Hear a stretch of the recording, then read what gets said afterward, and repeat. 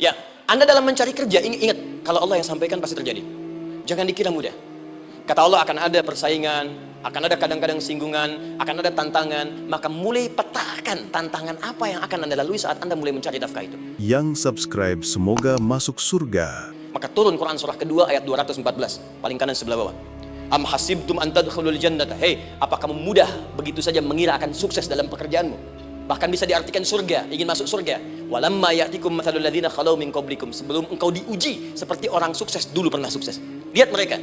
Enggak ada orang sukses yang instan. Cuman balikan telapak tangan dapat, tidak. Kata Allah, lihat orang-orang dulu. Lihat orang-orang hebat dulu, bagaimana mereka bisa kaya, bisa sukses, bisa punya posisi. Masat umul ba'sa, petakan olehmu tantangan apa yang akan dihadapi saat engkau bekerja itu. Tidak mungkin setiap keringat yang keluar dari diri kita mustahil kecuali akan melahirkan manfaat yang kembali pada diri kita. Tantangan. Tapi yang paling dahsyat ini yang nggak ditemukan di sebagian referensi yang kita baca. Ketika Allah menjelaskan semua tahapan-tahapan tantangan ini sampai ke puncaknya zilzal. Zilzal itu kalau bahasa sekarang gempa. Ada ujian yang menggoncang hati kita. Ketika Anda kerjakan, ya Allah, tantangannya dahsyat. Kenapa mesti saya, ya Allah? Kau nggak selesai-selesai, ya Allah? Itu wajar, teman-teman, itu biasa. Kata Allah, orang dulu saja mengatakan, mata nasrullah, kapan ini selesai? Berbahagialah kalau teman-teman sudah mendapatkan tantangan puncak yang paling tinggi ini artinya Allah sedang mempersiapkan Anda menjadi orang besar di kemudian hari.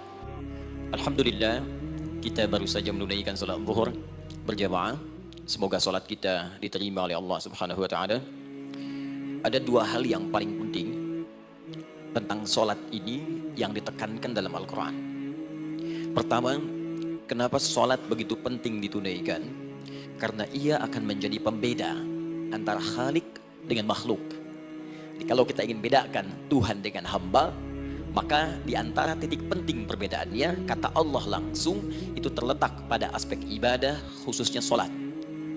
Karena itu ketika Nabi Musa alaihi salam berkenan kemudian langsung diperintahkan oleh Allah sehingga disebut dengan kalimullah yang diajak bicara dan diperkenalkan tentang esensi ketuhanan Allah, maka disebutkan perintah langsung oleh Allah untuk menyembahnya dalam bentuk salat.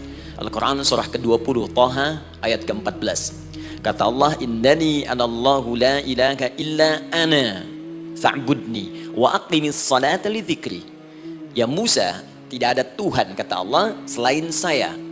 Ya, maka jika engkau telah tahu saya Tuhan, bedanya Tuhan dengan makhluk, fa'budni, maka kewajiban engkau sebagai makhluk menyembah saya. Bagaimana caranya ya Allah, kata Musa? Kata Allah, wa aqimis salata, rahmatullah, wa aqimis salata lidzikri. Maka cara menyembahku itu adalah dengan salat. Karena itu semua nabi dan rasul, bahkan sebelum Nabi Muhammad SAW, diperintahkan oleh Allah untuk mengajak umatnya seluruhnya untuk salat. Ya, Nabi Isa alaihi salam salat. Anda buka Quran surah 19 Maryam ayat 31 sampai 33. Nabi Ismail alaihissalam, ya kakeknya Nabi ke-29, salat. Bahkan meminta keluarganya salat. Quran surah ke-19 ayat 55. Wa kana ya'muru ahlahu bis salat. Nabi Zakaria, saudaranya Imran, salat. Quran surah ketiga ya ayat ke-38 sampai dengan 39. Kalau kita urutkan dari Nabi Muhammad SAW sampai Nabi Adam alaihissalam, semua menunaikan salat kepada Allah Subhanahu wa taala.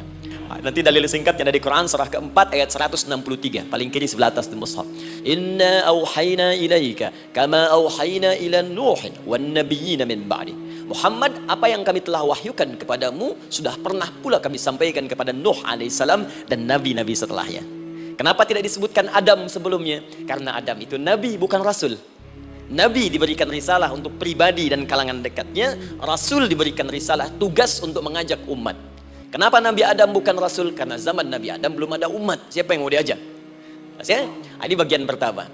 Jadi kalau kita hari ini masih mendapat kesempatan sholat, alhamdulillah, ini artinya sampai hari ini kita masih benar-benar manusia.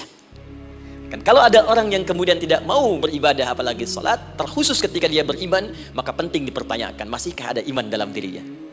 Karena itu kata Allah dalam Al-Quran surah ke-8 ayat yang kedua, aku akan perdengarkan namaku, sehingga ketika disebutkan itu kita bisa menguji adakah getaran iman dalam jiwa kita. Quran surah 8 Al-Anfal ayat kedua, innamal mu'minuna alladzina idza dzukirallahu wajilat qulubuhum. Sungguh orang yang masih punya iman itu, kalau diperdengarkan nama Allah kepadanya akan ada getaran dalam jiwanya. Karena itu setiap hari 5 kali diperdengarkan nama Allah untuk menguji di jiwa kita masih ada iman tidak. Bahkan dari bangun tidur, bayangkan waktunya dibagi sempurna persis. Dari mulai subuh baru bangun, menjelang ke siang, mau berakhir siang ke sore, sore pindah ke maghrib, hilang kemudian muncul gelap malam. 5 kali persis, dibagi waktu. Diperdengarkan untuk menguji, kira-kira setelah subuh siang masih ada nggak iman? Sore masih ada nggak? Ya Allahu Akbar, Allahu Akbar. Karena itu kalau iman masih ada melekat di jiwa kita, demi Allah saya katakan, begitu kita mendengar suara azan, pasti hati kita akan mengatakan, Allahu Akbar, Allahu Akbar. Wih, sudah azannya. Pernah begitu? Ya, walaupun mungkin setelah selesai la ilaha illallah baru azan, belum qomat. Ya, itu normal, gak apa-apa. Yang penting iman masih ada. Nah, ini menunjukkan ada getaran dalam jiwa. Satu itu. Yang kedua, ini yang jarang dimanfaatkan teman-teman. Jadi seringkali sholat dimaknai pada ibadah formal bagian pertama saja. Adapun yang keduanya, ini yang jarang digali. Padahal sekali saja dalam sehari itu 5 kali Allah menunggu kita. Ternyata sholat itu satu-satunya wasilah ibadah yang disebutkan dalam Al-Quran untuk langsung memohonkan semua kebutuhan yang kita rasakan. Bahkan sebelum kita diminta sholat, itu kalimat pertamanya bukan ibadahnya. Kata Allah, kau punya masalah apa? Sedang butuh apa? Sedang punya problem apa? Buka Quran surah kedua Al-Baqarah ayat ke-45 sampai 46. Paling kanan pertengahan di usad. Wasta'inu bis-sabri was-salah. Perhatikan kalimatnya, indah sekali. Ya Allah menempatkan sholatnya bagian kedua. Kata Allah, wasta'inu, hei hambaku, jika kalian punya persoalan dalam kehidupan, maka, perhatikan kalimatnya baik-baik, wasta'inu, mintakan solusinya kepadaku. Jadi kalau sedang punya masalah, bukan bikin status, gak akan selesai.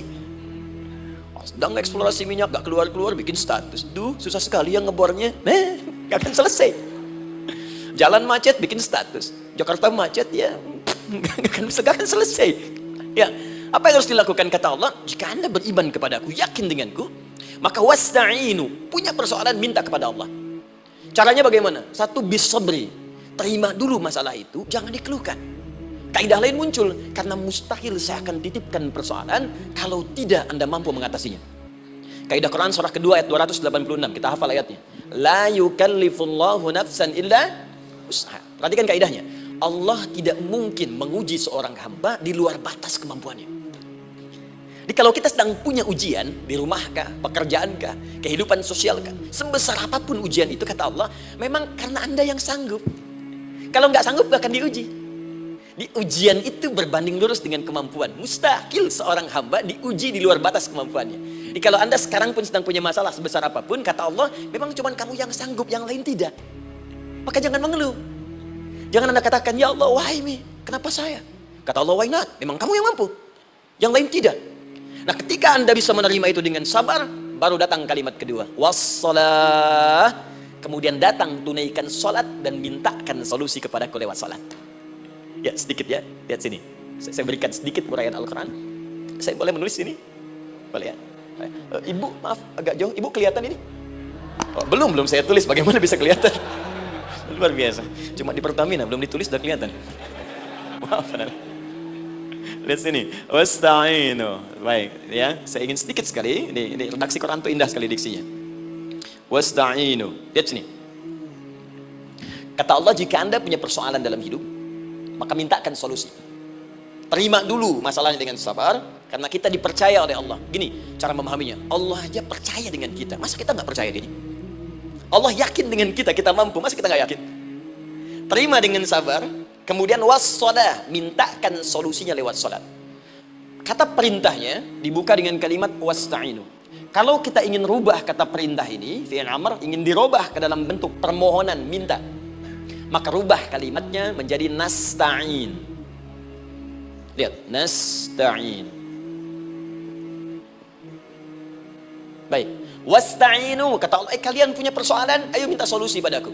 Terus kita pengen minta, ya Allah kami ingin minta. Maka dalam bahasa Arab, kalau kita ingin merubah kalimat ini ke dalam bentuk permintaan, kita katakan nasta'in. Saya tanya pada Anda, pernah nggak dalam sholat kita mengucapkan kalimat nasta'in? Ada? Masih ingat? Baik, apa kalimatnya? Iyyaka na'budu wa iyyaka nasta'in. Perhatikan, iyyaka na'budu wa iyyaka nasta'in. Iyyaka na'budu, iyyaka, ya Allah, engkau perintahkan aku untuk ibadah. Maka sekarang aku ibadah, sholat, hanya kepadamu saja. Kan kata Allah, kamu sholat. Terus kita katakan, iyyaka na'budu, sekarang kami sholat, ya Allah. Nama lain sholat itu ibadah. Kalau kita ibadah, na'budu. Dari mana tahunya nama lain salat ibadah? Quran surah ke-20 ayat ke-14. Fa'budni wa aqimis salata li dzikri. Ibadah kepadaku caranya salat. Maka saat salat kita katakan iyyaka na'budu. Ya Allah, Engkau perintahkan aku untuk ibadah, sekarang aku ibadah. Like, subscribe, bagikan video ini supaya mendapat amal jariah.